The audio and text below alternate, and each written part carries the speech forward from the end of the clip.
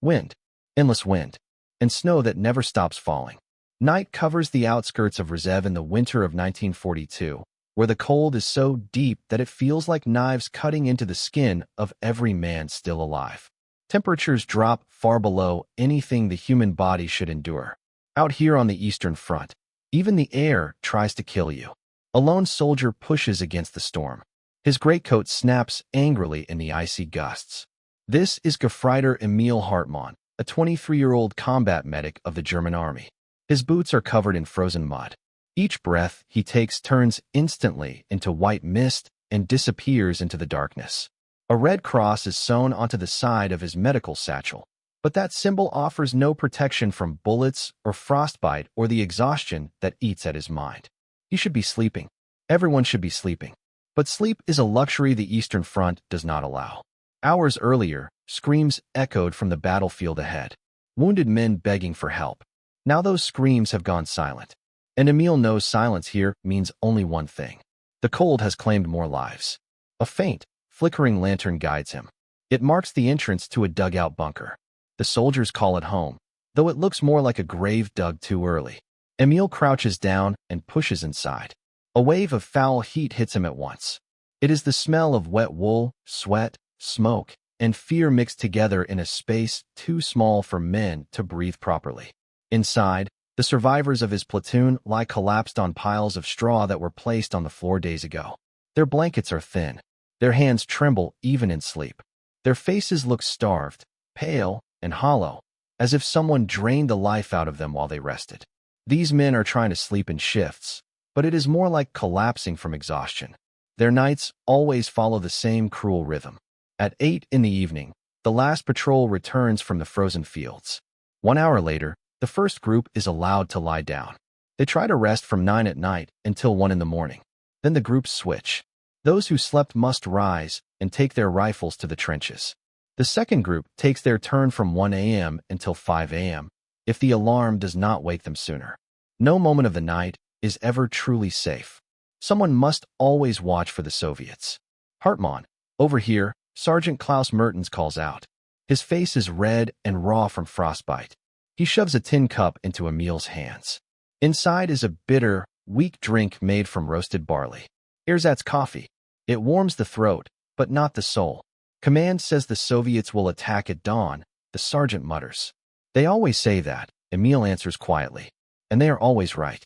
In the corner of the dugout, one of the younger soldiers, Private Vogel, curls deeper into his threadbare blanket.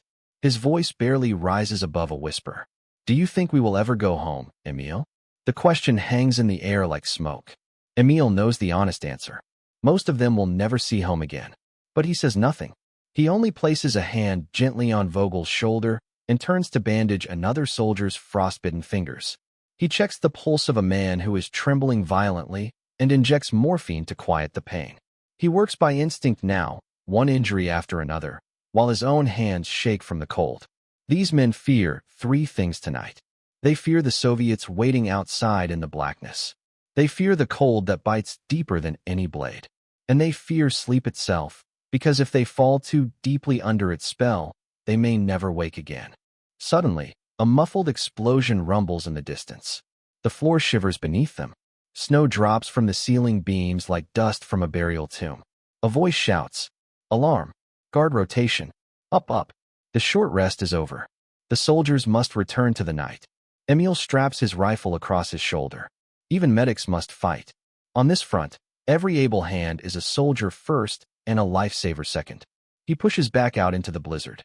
The stars above are bright and cruel, lighting the endless field of snow as if heaven itself is watching the suffering below. He walks toward the trenches, boots crushing through the frozen earth. Somewhere ahead, in the darkness of the forest, Soviet scouts are slowly crawling closer. They do not rush. They do not fear the night. They wait for the perfect moment to strike. Emil's heart beats loud beneath his helmet. His breath grows sharp. In this place, dying is easier than sleeping. And tonight, no one knows which fate will come first. The wind screams. The night holds its breath. And dawn is still far away. The cold becomes a creature of its own as the night deepens. It slithers through greatcoats and wool uniforms. It gnaws at the fingers and toes first. Then it climbs inward toward the heart.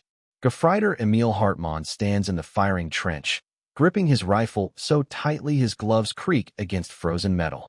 His breath forms little clouds that vanish before he can even see them drift away. A wooden plaque marks this position on the line. It is carved with a name the soldiers use like a curse. They call it the meat grinder. No one laughs when they say it. The name is a warning. This place has already swallowed thousands of men, and it will take thousands more before the snow melts. Behind him, just a few steps away, the dugout he left feels impossibly distant. Inside are the men who are permitted to rest, if what they are doing can be called resting at all. Outside, only darkness keeps them company. Sergeant Klaus Mertens walks down the trench, his boots crunching through the icy earth. He stops beside Emil. "Report," he demands through chattering teeth. "No movement," Emil replies. His voice is steady, but his eyes keep scanning the tree line ahead. "Only the wind." The sergeant gives a nod. But both men know that silence is the most dangerous sound of all. The Red Army moves like wolves. Quiet, patient, always waiting for the moment when German soldiers grow tired enough to blink. A few meters away, Unteroffizier Weber stomps his feet to stay conscious. He presses himself against the frozen wall of the trench and grumbles into the night. "Keep watching the left side," he calls. "They like to crawl low and come through the brush. They are already close. I can feel them." Emil believes him. In this forest, you feel danger before you see it.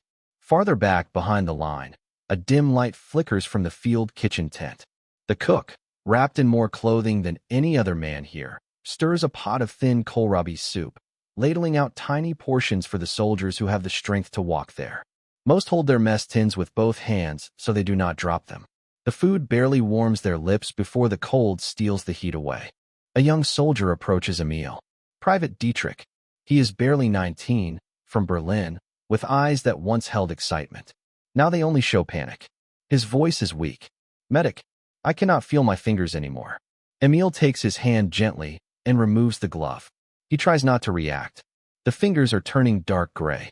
The frost has already killed part of him. "You keep your glove on," Emil orders softly. "You move your hands. You stamp your feet. And you do not sleep. Do you understand me? You do not sleep." Dietrich nods, but tears freeze on his cheeks before they can fall. "I thought war would be something else," Dietrich whispers. "I thought there would be glory." Emil places a hand on his shoulder. "We all thought that," he says. "Before we came here." A sudden crack echoes from the trees ahead. The sound of a twig breaking under a boot. Emil and the others snap their rifles upward. Hearts pound like artillery. Unteroffizier Weber shouts into the dark. "Identify yourself." There is no answer. Rifles ready. Triggers tense. All breath stops. The source of the noise bursts into view. A small snow-covered hare leaps out of the underbrush and disappears into the night.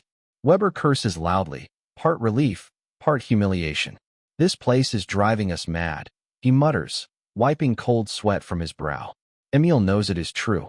Here, a man's own mind becomes an enemy. The longer the soldiers stare into the darkness, the more they begin to see shapes that are not there. The more they imagine movement where the trees only shift in the wind. And the more they feel certain that death is standing right behind them, waiting to tap their shoulder. A few soldiers begin to mumble to themselves, trying to stay awake.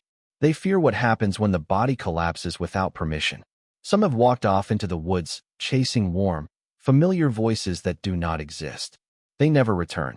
Sergeant Mertens reappears and checks his watch with a trembling hand. 30 minutes, he says. Just 30 more. But 30 minutes in this frozen hell can stretch longer than an entire war. Emil's knees shake with exhaustion. His eyelids feel heavier every second. He has not slept more than 2 hours a night in more than a week. Each time he closes his eyes, even for a moment, he sees faces of men he could not save. Faces turning blue in the snow. Eyes staring up at a sky that offered no mercy. Something streaks upward from a distant trench. A flare explodes high into the darkness and paints the world in eerie green light. The forest is revealed for a heartbeat. And in that heartbeat, Emil sees shapes moving among the trees. The Soviets are no longer shadows. They are here. The flare's green light spreads over the frozen wasteland like a sickly sunrise. Every soldier in the trench sees the movement now. Figures crouched low, creeping forward through drifting snow. Red Army soldiers. Their winter coats blend with the darkness of the trees. Their rifles glint with the brief shimmer of the flare. Sergeant Mertens raises his arm and shouts with all the force he has left. Positions. Open fire when ready. Rifles lift in shaking hands. Breathing stalls. Triggers tighten. The flare burns out, and darkness crashes back in like a tidal wave. Then the shooting starts. A deafening roar fills the night as muzzle flashes light up the trench line. The German soldiers fire blind into the tree-line. Soviet shouts echo in the wind.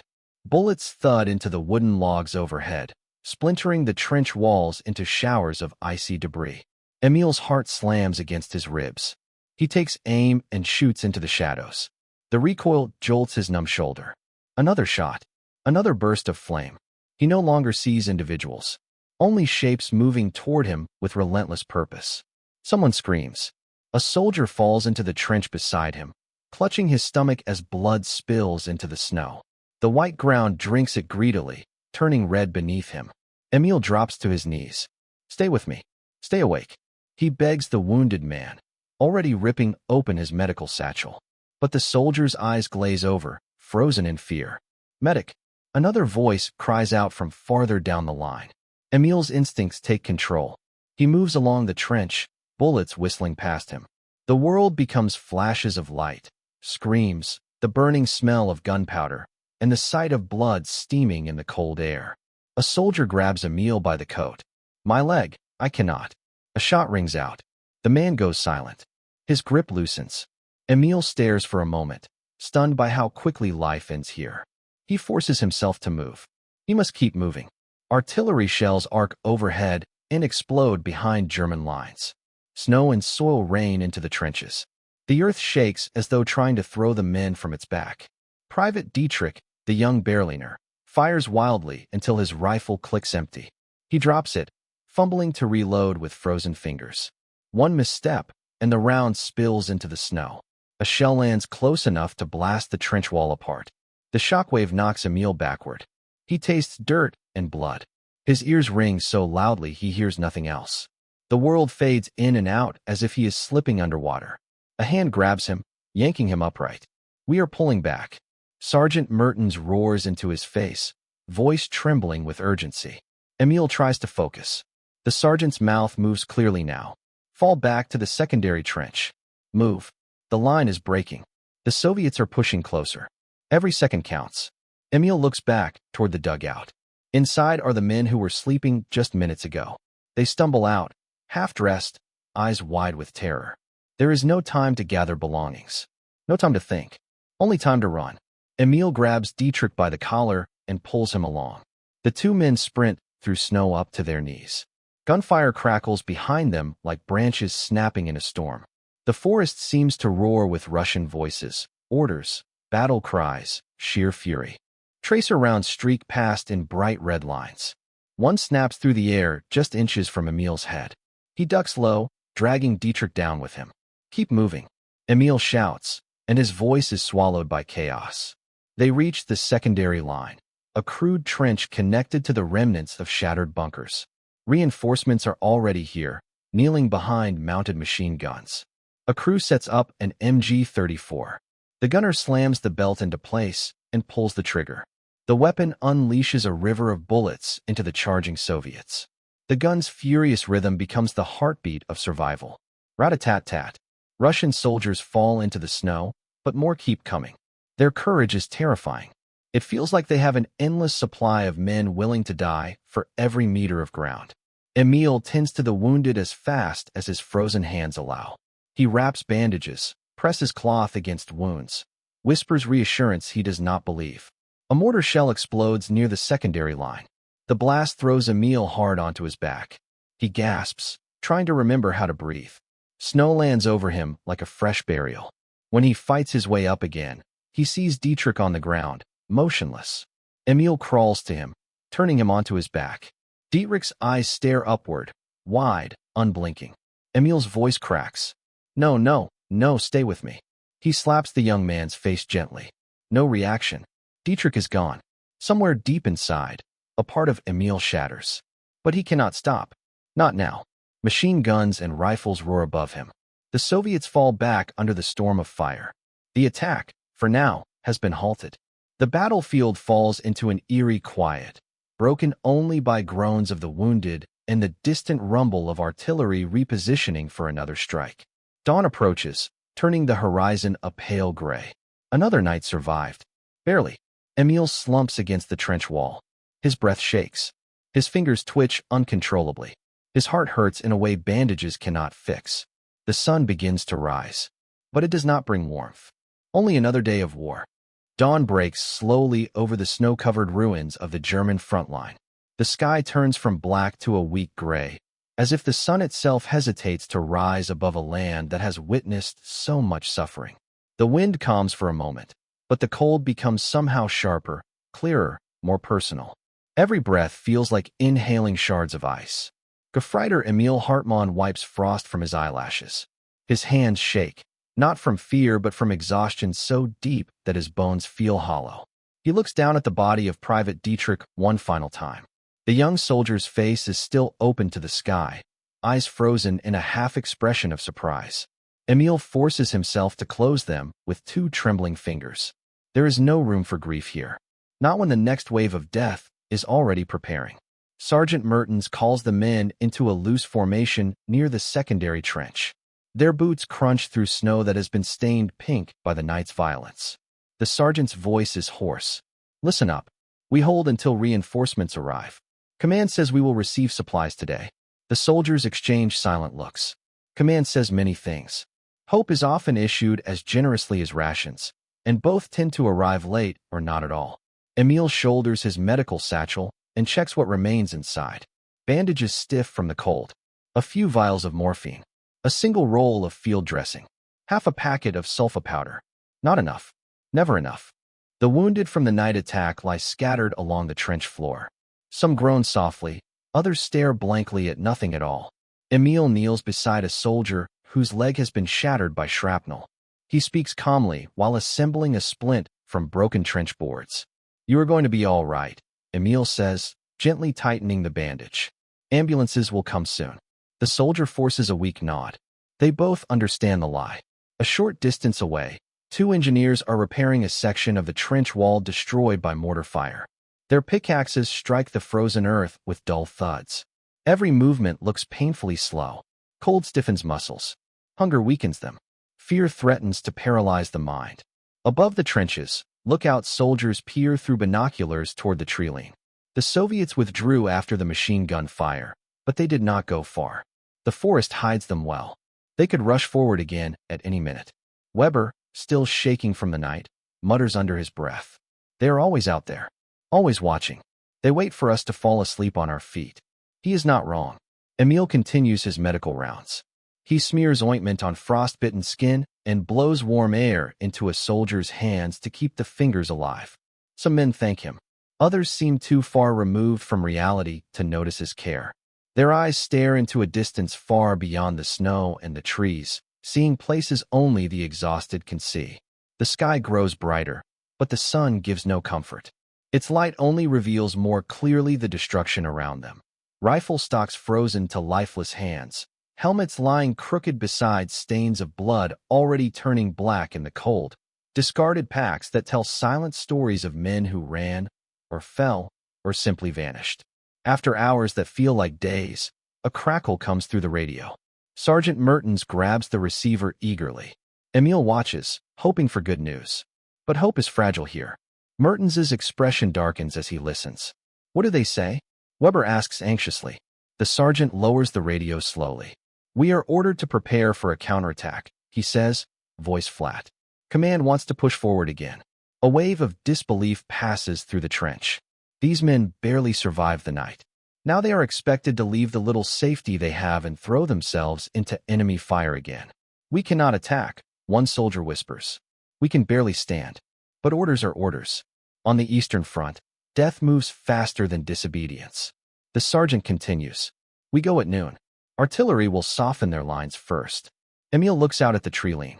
The forest seems darker now. He wonders how many Soviet soldiers stand just behind those branches, loading their weapons, adjusting their sights, waiting. He knows the truth. When noon comes, Many of the men standing here will not see sunset. As Emil tends to another soldier's wounds, he hears a quiet voice behind him. It is Vogel, the man who once asked if they would ever go home. Emil, he says, barely above a whisper. If I fall today, will you write to my wife? Emil freezes. For a moment, the cold inside his chest feels colder than the air around him. He turns slowly and meets Vogel's pleading eyes. Yes, he says. I will write. Vogel nods and manages a small, broken smile.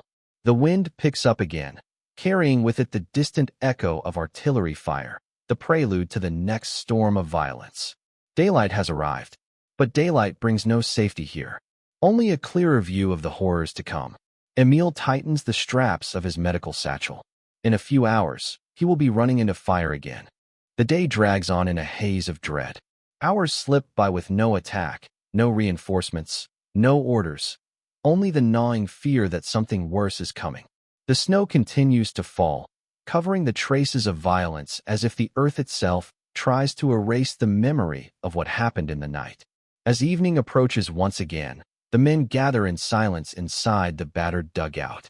Their faces glow faintly in the candlelight, transformed by exhaustion into masks of hollow determination. No one speaks. Speaking requires strength they no longer possess. Emil Hartmann kneels beside Private Vogel, checking the wounds along his arm. The young soldier winces, but does not protest. Pain is a familiar companion now. In truth, many men fear the absence of pain more, because numbness feels too close to death. You will be able to fight tomorrow, Emil says quietly. Vogel forces a small nod. Tomorrow, he repeats, but his tone carries neither hope nor despair. It is simply a word without meaning. Outside, the wind begins to moan again, swirling snow into ghost-like shapes. Emil stares toward the entrance of the bunker. Somewhere in the dark, the Soviets are preparing their next move. The only guarantee is that they will attack again, and again, and again, until one side is completely gone. Sleep is ordered. Half the men lower themselves onto their straw beds.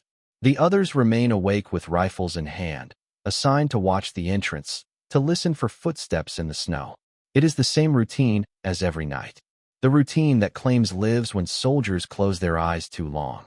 Emil sits with his back against the wall, medical satchel resting beside him. He gently rubs his hands together, trying to bring life back into his fingers. The warmth from the candle is barely enough to reach his skin.